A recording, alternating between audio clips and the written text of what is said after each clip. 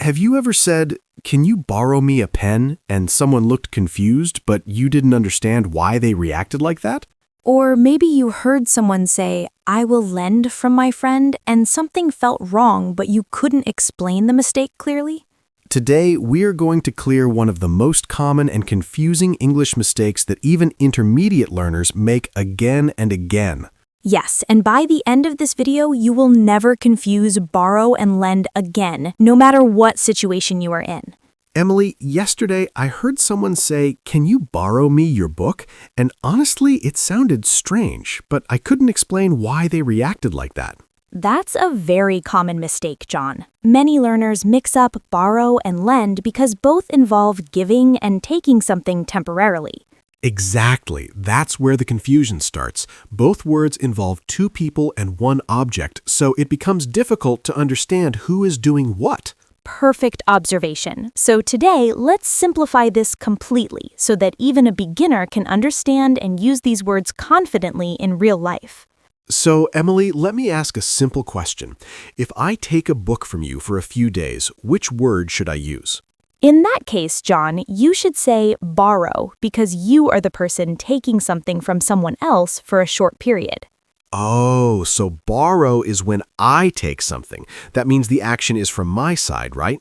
Exactly. Think of it like this. Borrow equals take something from someone. Okay, then what about lend? When do we use that word? Good question.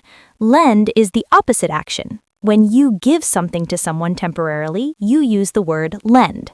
So if I give my pen to you, I should say, "I will lend you my pen," right? Yes, perfect sentence. You are the giver, so lend is the correct word here. Emily, this is starting to make sense, but can you give a simple trick so learners never forget this difference? Of course, here is a powerful trick. Borrow equals receive, take. Lend equals give. That's actually very simple and easy to remember. Borrow means I receive something, and lend means I give something. Exactly. And once you remember this, most of your confusion will disappear instantly. Let's try a real-life situation. Imagine I forgot my pen in class and I ask you for one. What should I say?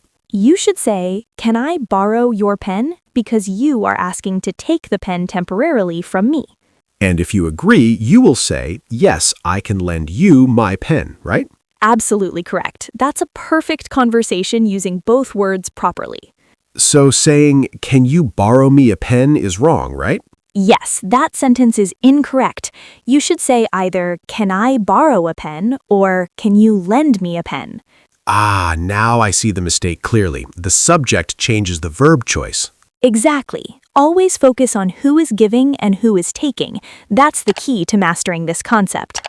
This is already so helpful, but I feel like there are still situations where learners might get confused. You're absolutely right, John. In the next part, we will explore tricky sentences, common mistakes, and real-life conversations to make this crystal clear.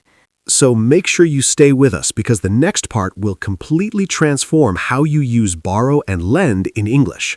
And trust me, after this lesson, you will speak more confidently and avoid one of the most common mistakes in English learning. Emily, I understood the basic idea, but I still feel confused when I try to use these words in longer or slightly complicated sentences. That's completely normal, John. Many learners understand the rule but struggle when they actually start speaking or forming real-life sentences. Exactly. Especially when I'm speaking fast, I end up saying borrow instead of lend without even realizing my mistake. That's why today we will focus on common mistakes so you can avoid them confidently while speaking in daily life. Okay, let's start with the most common mistake learners make. The most common mistake is saying, "Can you borrow me something?" which is actually incorrect and sounds unnatural to native speakers. So instead of that, what should we say? You have two correct options depending on what you want to express clearly in that situation. Let me try guessing. If I want something, I should say, "Can I borrow something from you?" Perfect. That sentence is correct because you are the one taking something, so borrow fits perfectly there. And the second option would be, "Can you lend me something?" because now I'm asking you to give it to me. Exactly. You're already improving, John. Just remember, borrow focuses on the receiver. and lend focuses on the giver. Let's imagine another situation. Suppose my friend needs money for a few days. What should he say to me? He should say, "Can I borrow some money from you?" because he wants to take money temporarily and return it later. And if I agree, I will say, yes, I can lend you some money, right? Absolutely correct. That's a perfect and natural exchange in real life. Emily, sometimes I hear people say, I borrowed him money. Is that correct? That's actually incorrect. The correct sentence should be, "I lent him money," because you are giving money, not taking it. Oh, so if I say borrow, I must include from, like I borrowed money from him, right? Exactly. That's a very important structure to remember for correct grammar and clarity. Let me give you a quick structure tip that will make your sentences clearer and more accurate. Borrow plus something plus from someone. Lend plus something plus to someone. So I should say, I borrowed a book from Emily and Emily lent a book to me, correct? Perfectly correct. These sentence patterns will help you avoid confusion every single time. Emily, can I borrow your notes for today's class? I missed the lecture and really need them to prepare for tomorrow's test. Of course, John. I can lend you my notes, but please make sure you return them by evening because I will need them again. Thank you so much. I promise I will return them on time and take good care of them while using them. That's great to hear. Always remember, when you borrow something, it's your responsibility to return it properly. That's actually a very useful tip, not just for English, but also for real-life behavior and responsibility. Exactly. Language learning becomes more meaningful when you connect it with real-life values and habits. I feel much more confident now, but I still wonder if there are tricky or advanced situations where learners might get confused. Yes, there are. In the next part, we will explore advanced usage, tricky examples, and hidden mistakes that most learners don't even notice. That sounds interesting. I think that's where real mastery begins. Absolutely. So stay with us because the next part will take your understanding to the next level. Emily, now I feel comfortable with basic sentences, but I still get confused in slightly advanced or indirect situations. That's a great sign, John. It means you're ready to move beyond basics and truly master how these words work in real communication. Yes, because sometimes sentences are not direct and I don't immediately understand whether to use borrow or lend. Exactly. And today we will explore those tricky situations where most learners make hidden mistakes without even realizing them. Let's start with indirect sentences. For example, how do I politely ask someone for a pen without sounding too direct? Great question. Instead of saying, "Give me your pen," you can say, "Could I borrow your pen for a moment?" That sounds much more polite and natural. So, borrow is commonly used in polite requests, right? Yes, especially when you are asking someone for something. It sounds softer, respectful, and more appropriate in conversations. Then what about offering help? For example, I see someone struggling without a pen. What should I say? In that case, you should say, "I can lend you a pen if you need one," because you are offering to give something. So, lend is often used when we offer help or support to someone, right? Exactly. That's a very important usage pattern that learners should remember. Emily, sometimes I say sentences like, I will borrow you my book tomorrow. Is that correct? No, that's incorrect. The correct sentence is, "I will lend you my book tomorrow," because you are giving the book, not taking it. Ah, so even if the intention is clear, the wrong verb makes the sentence grammatically incorrect. Yes, and small mistakes like this can affect your confidence and clarity while speaking English. Let's imagine a classroom situation again. Suppose a student forgets their calculator during an exam. What should they say? They should politely ask, "Can I borrow a calculator from someone?" because they need to take it temporarily. And if another student wants to help, they can say, I can lend you my calculator, correct? Yes, that's exactly how a natural and correct conversation would happen. I think I finally understand the deeper concept. It's not just about the words, but about the direction of action. Absolutely. That's the key idea. Borrow means action comes towards you. Lend means action goes away from you. Wow, that makes it even clearer in my mind. It's like a movement, either towards me or away from me. Exactly. When you visualize it like that, you will rarely make mistakes. Emily, can I borrow your laptop for a few hours? I need to complete my assignment because my device is not working properly. Sure, John.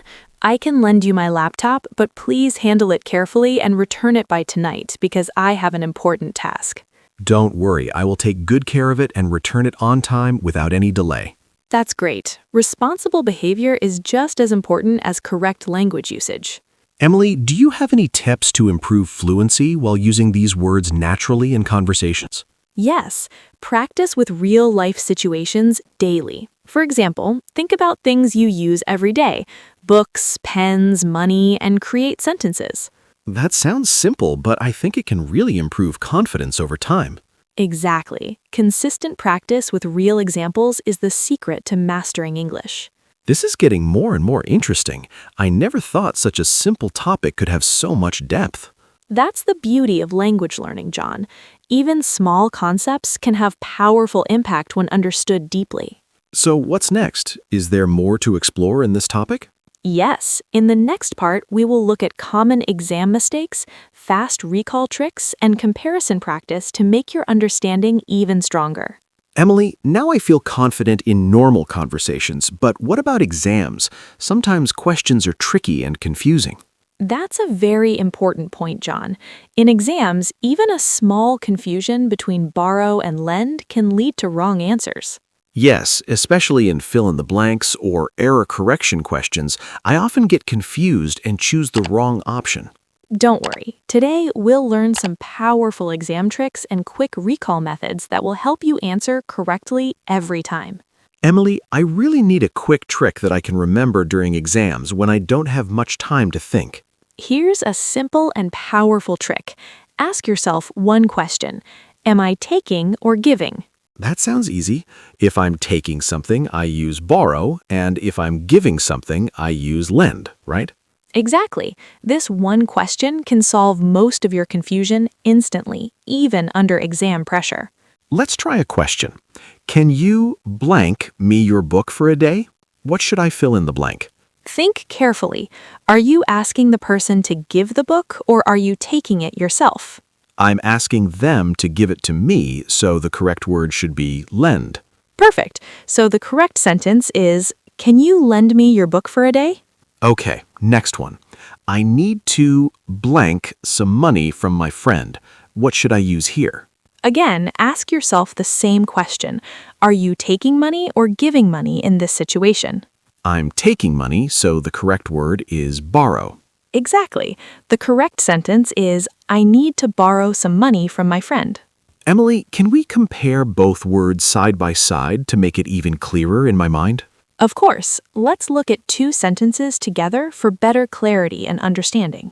Sentence 1, I borrowed a pen from John.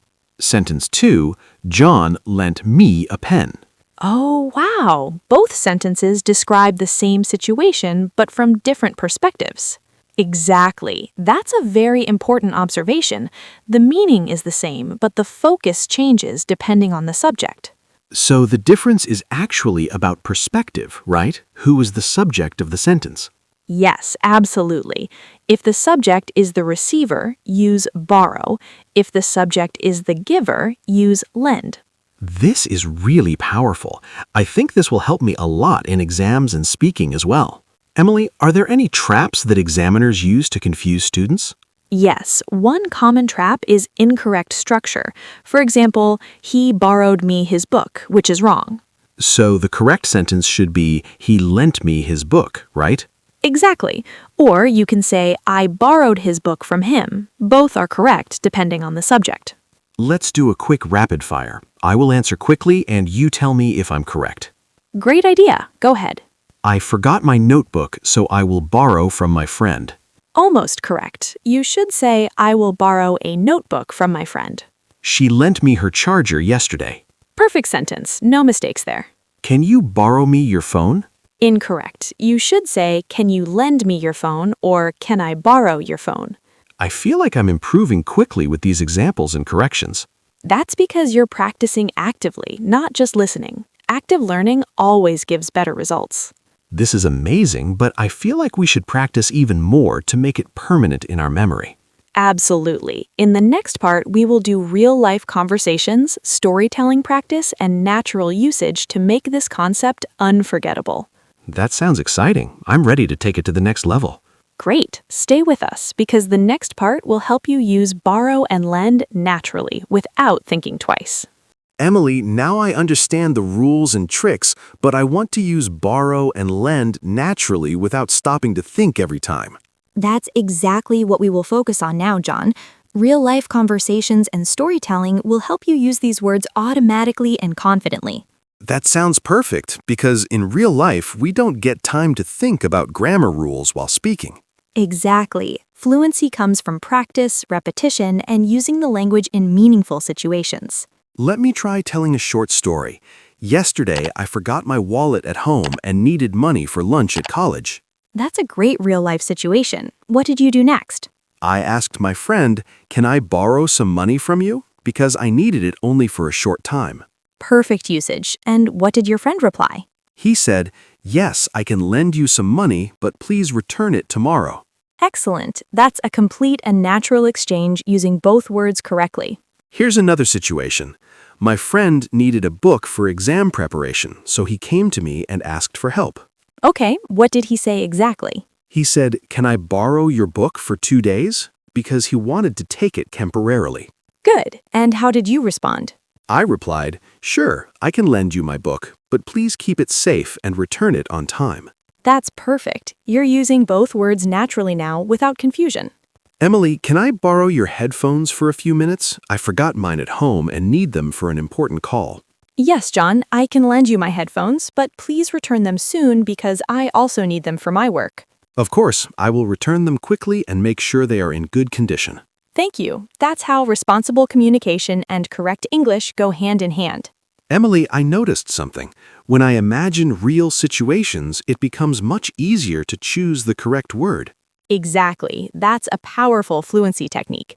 Always think in situations, not just words or rules. So instead of memorizing, I should visualize scenarios like asking for help or offering something. Yes, that way your brain connects language with real-life actions, making your learning stronger and faster. Let's do a quick role play. I will act as a student and you act as my classmate. Sounds fun. Go ahead. Hey Emily, I forgot my notebook today. Can I borrow yours for a while so I can complete my notes?